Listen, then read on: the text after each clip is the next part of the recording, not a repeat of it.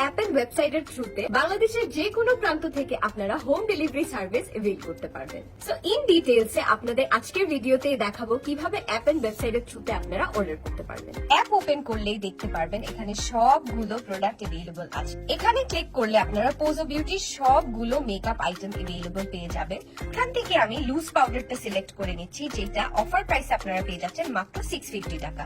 So আমি add to cart করে নিচ্ছি। থানাকা ডিটেল প্যাকটাও কিন্তু নতুন করে স্টকে চলে আসছে। আগে আপনারা দেখতে পাচ্ছেন 350 টাকা ছিল, এখন কিন্তু আপনারা ডিসকাউন্টেড অফারে মাত্র 180 টাকা পেয়ে যাচ্ছেন।